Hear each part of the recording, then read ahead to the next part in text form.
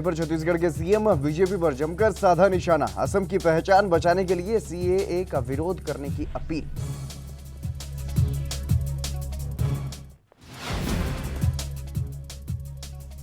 मध्य प्रदेश दौरे पर केंद्रीय स्वास्थ्य मंत्री डॉक्टर हर्षवर्धन। चिकित्सा संबंधी मुद्दों पर सीएम शिवराज से की मुलाकात।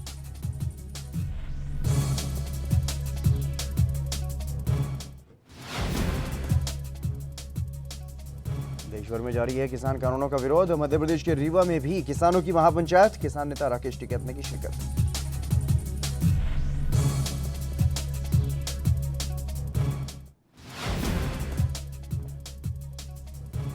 छत्तीसगढ़ में महिला से दुष्कर्म का मामला। पुलिस ने आरोपी को किया गिरफ्तार। आगे की जांच में जुटी पुलिस।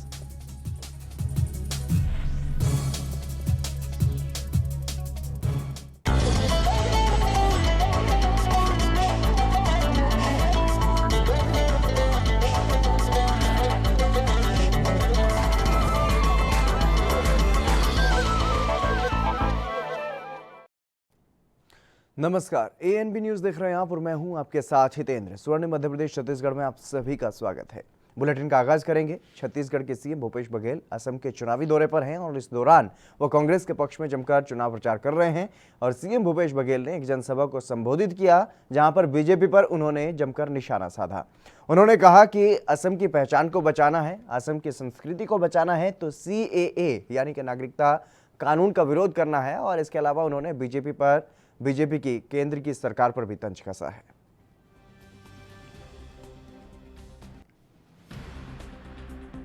आसाम की अपनी संस्कृति, अपनी परंपरा और उस परंपरा और संस्कृति को हम सबको मिलकर बचाना है।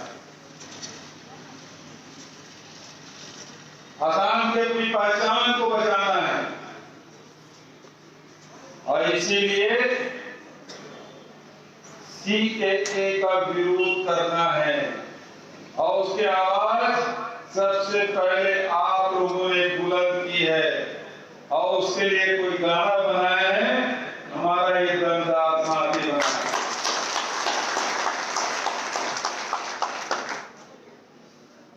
तो आसाम की संस्कृति को बचाना है कि नहीं बचाना है? तो आसाम के संस्कृति के धरोहर कोई हो सकता है तो वो कलाकार है। मैं एक बात और कहना चाहता हूं, जब चुनाव होता है तो चुनाव में जो सरकार है उसके कार्यक्रमों के बारे में चर्चा होती है। 5 साल पहले जो वादा किए थे उनके बारे में चर्चा की जाती है। आज से 5 साल पहले भारतीय जनता पार्टी ने आपसे वादा किया था, वो पूरा हुआ कि नहीं हुआ? 15 लाख रुपया मिल गया सबको? मिल गया होगा। फिर उन्होंने 351 रुपया डेली वेजेस की बात कही थी, वो मिलने लग गया की वर्कर को 351 रुपया।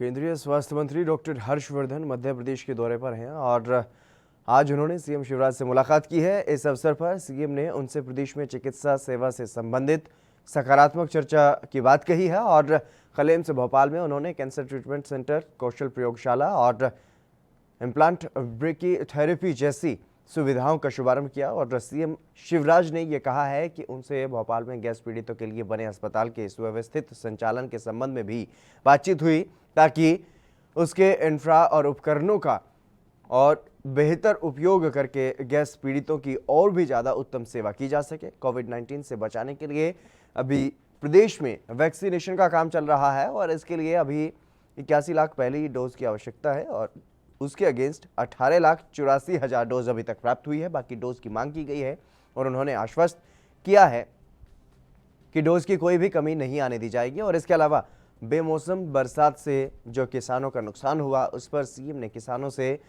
चिंता ना करने के लिए अपील की है। और सीएम ने यह कहा है कि नुकसान का आकलन करके जल्द ही किसानों को राहत भी दी जाएगी।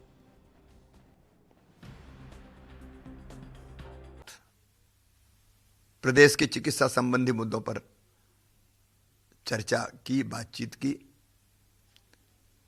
एम्स में कुछ नई सुविधाओं की आवश्यकता है। भोपाल गैस पीड़ितों के लिए बने अस्पताल के लिए भी उसका संचालन सुव्यवस्थित तरीके से कैसे हो, उस पर भी चर्चा हुई है। कोई फैसला मिल के हम लोग करेंगे, क्योंकि जो इंफ्रा और जो मशीनें हैं, उपकरण हैं, भोपाल गैस राहत अस्पताल में उनका बेहतर उपयोग कैसे सुनिश्चित किया जा सकता है, तो मैनेजमेंट के साथ भी चर्चा करेंगे और गैस पीड़ितों की और कैसे बेहतर सेवा हो सकती है, इलाज हो सकता है, इस पर बात करेंगे। मैंने ये भी आग्रह किया कि जबलपुर में कैंसर इंस्टीट्यूट है, वो जब प्रारंभ हुआ था तब 70 और कोविड के संक्रमण से बचाने के लिए वैक्सीनेशन का काम चल रहा है। वैक्सीन अभी लगातार लगाई जा रही है। आग्रह किया है कि जिस ढंग से हम वैक्सीन लगा रहे हैं, अभी हमें लगभग 81 लाख प्रथम डोज की आवश्यकता है और उसके अगेंस्ट हमको लगभग 18,84,000 डोजेज प्राप्त हुए हैं। तो बाकी जो डोजेज हैं हमारे प्रति सप्ताह 8 से 10,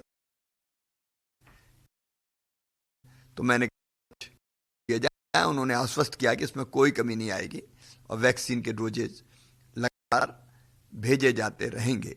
ऐसे अनेकों मुद्दों पर उनसे चर्चा हुई और मुझे खुशी है कि डॉक्टर हर्षवर्धन जी दृष्टिकोण सारे मुद्दों पर बहुत सकारात्मक था। उन्होंने हर संभव सहयोग का मुझे वचन दिया। आज मैंने पूरी समीक्षा की है। बेमौसम बरसात के कारण कुछ जिलों में किसानों की फसल आड़ी हुई है। हम क्षति का आकलन कर रहे हैं, बहुत व्यापक पैमाने पर नहीं, लेकिन कुछ स्थानों पर ओलावृष्टि भी हुई है। अभी सारे दल अधिकारी कर्मचारियों के फील्ड पर हैं, लगातार फील्ड में सर्वे कर रहे हैं। सर्वे कर कर क्षति का आकलन कर रहे हैं और क्षति के आकलन के बाद जहां जैसा नुकसान हुआ है उसके हिसाब से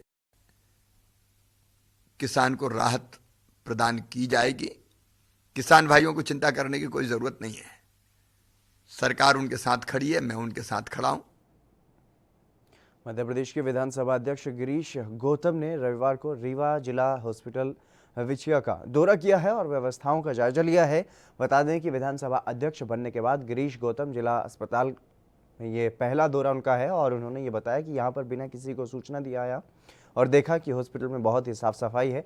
साथ ही विधानसभा अध्यक्ष ने मुख्य स्वास्थ्य चिकित्सा अधिकारी की तारीफ करते हुए कहा कि हॉस्पिटल की व्यवस्था और मरीजों की देखभाल में अस्पताल प्रशासन विशेष ध्यान दे रहा है।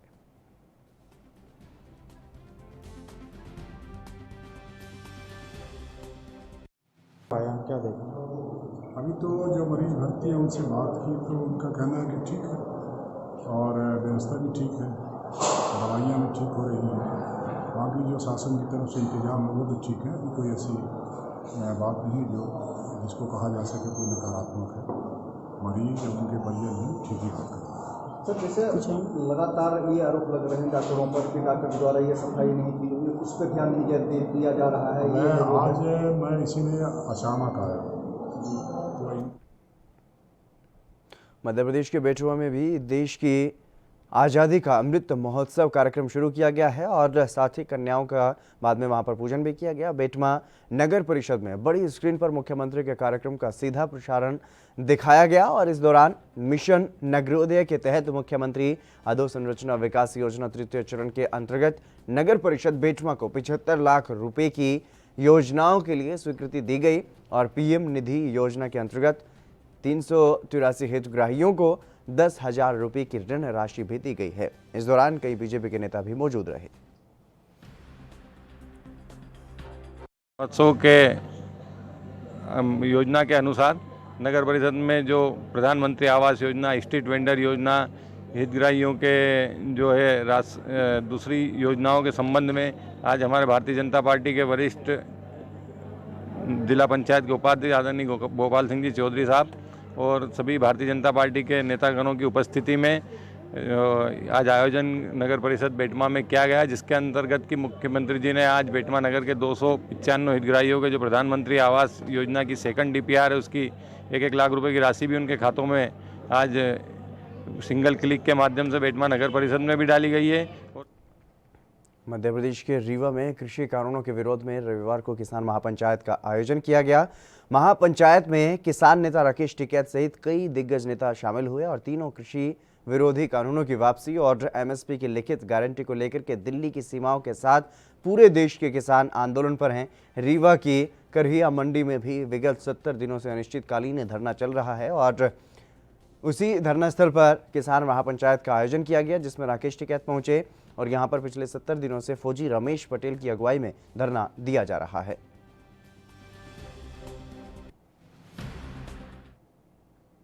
देश में पढ़े लिखे युवा बेरोजगार हैं और अगर किसी के घर की माली हालत यानी कि आर्थिक स्थिति ठीक नहीं है तो वो कैसे अपना गुजारा करता है, आज देश के किसी भी हिस्से में जाकर के ये देखा जा सकता है। लेकिन अगर कोई पढ़ा लिखा व्यक्ति जिसका परिवार उसके साथ ना हो, पिता का साया सिर पर ना हो और ऊपर से भगवान ने भी आंखें ना दी हो, नेत्रहीन हो, तो वो क्या कर सकता है?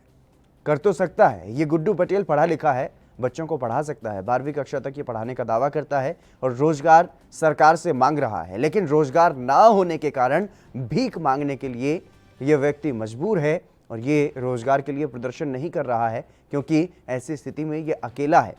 लेकिन इसकी हालत को देख करके सरकार को ऐसे लोगों के लिए भी कोई योजना बना करके इन्हें रोजगार मुहैया करवाना चाहिए। ये गुड्डू पटेल मध्य प्रदेश के रीवा और सतना की सीमा पर पड़ते ताला का रहने वाला है।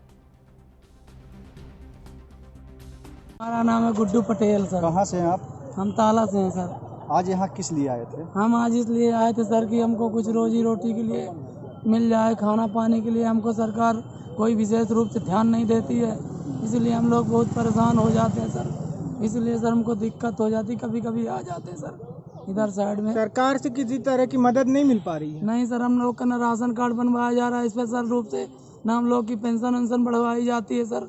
आज की महंगाई के तौर पर हम लोगों को कोई व्यवस्थाएं नहीं दी जाती खाने पीने के लिए। पेंशन मिलती है अभी? हाँ सर, पेंशन मिलती है, बहुत कम मिलती है। कितना मिलती है? 600 रुपए सर। अरे आज की महंगाई में सर महीने भर का खर्चा ऐसी क्या समस्या है कि आपको भिक्षा मांग के अपना जीवन यापन करना पड़ रहा है? इसकी समस्या, हमारे पिताजी भी नहीं है सर, भाई लोग हैं तो अपना अपना सब लोग देखते हैं, बाहर कमाते खाते हैं सर। हम भर रहते हैं सब विकलांग आदमी, तो हम लोगों को परेशानी हो जाती है सर रहने खाने के लिए, कोई मदद नहीं कर पाते हैं सर। विकलांगता प्रमाण पत्र आपका है? हाँ सर, मेरे पास है सर। उसका लाभ आपको मिल रहा है? हाँ, उसका लाभ आने जाने के लिए मिलता है सर। शिवपुरी तहसील के रिकॉर्ड रूम में अचानक से आग लगने से प्रशासन में हड़कंप मच गया था और आनन फानन में फायर ब्रिगेड की टीम को बुलाया गया, जिसने आकर के आग पर काबू पाया और ये मामला बहुत गंभीर है। इसमें अब ये कहा जा रहा है कि ये आग शॉर्ट सर्किट से लगी हो सकती है, लेकिन इसकी आधिकारिक पुष्टि नहीं की गई है। जानकारी के अनुसार रिकॉर्ड रूम में आग लगी, जिसमें जिले भर के खसरा खतौनी से लेकर के महत्वपूर्ण दस्तावेज वहाँ पर रखे हुए थे, जिनमें से अधिकांश दस्तावेज जल गए। रिकॉर्ड रूम में अचानक आग लगने से हड़कंप की स्थिति पैदा हो गई। आनन फानन फायर ब्रिगेड को मौके पर बुलाया, तब कहीं जाकर आग पर काबू पाया गया। मौके पर जिले के आला अधिकारी भी पहुंच गए। जब आला अधिकारियों से इस संबंध में बात हुई तो उन्होंने बताया कि ये आग संभवतः शॉर्ट सर्किट से लगना संभव है, लेकिन अब ये आग लगाई गई है या लगी हुई है, ये एक जांच का विषय है। कैमरामैन पवन के साथ मैं जकी खान, ANB न्यूज, शिवपुरी। चलिए बुलेटिन में बस इतना ही। आप बने रहिए ANB न्यूज़ के साथ।